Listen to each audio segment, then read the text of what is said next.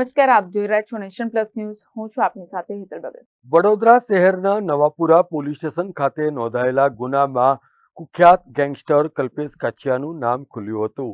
ત્યારથી તે પોલીસ ધરપકડથી બચવા માટે ભાગી રહ્યો હતો અને આ મામલે કલ્પેશ કાછિયા દ્વારા કોર્ટમાં આગોતરા જામીન મેળવવા માટેની અરજી પણ કરવામાં આવી હતી, પરંતુ કોર્ટ દ્વારા આગોતરા જામીન નામંજૂર કરાયા હતા. તેવામાં વડોદરા પોલીસની પીસીબી શાખાને ચોક્કસ બાતમી મળી હતી કે કલ્પેશ કાછિયા દમણ ખાતે છે, જેને આધારે કલ્પેશ કાછિયાની દમણથી ધરપકડ કરવામાં આવી હતી.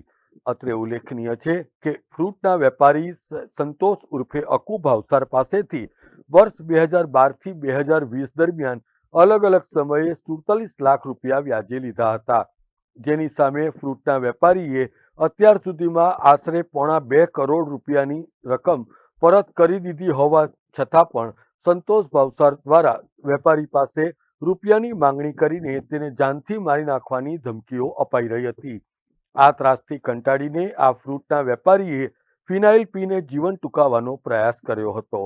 આ મામલે નવાપુરા પોલીસે વ્યાજખોર સંતોષ ભાવસાર સામે ગુનો નોંધીને તેની પૂછતાછ કરતા ખુલ્યું હતું કે આ રૂપિયા તેને કલ્પેશ કાછિયા પાસેથી લઈને વેપારીને આપ્યા હતા, જેને આધારે પોલીસે ભાગેડુ કલ્પેશ કાછિયાની ધરપકડ કરીને હવે કાયદેસરની કાર્યવાહી હાથ ધરી છે. કેમેરામેન નવનીત પરમાર સાથે Satyam Nevaskar, Nation Plus News, Vadodara. સમાચારોનો સતત અપડેટ મેળવવા માટે અમારી નેશન પ્લસ ન્યૂઝની યુટ્યુબ ચેનલને સબસ્ક્રાઇબ કરો, બેલ આઇકન દબાવો અને જોડાયેલા રહો ફેસબુક, ઇન્સ્ટાગ્રામ અને ટ્વિટર પર.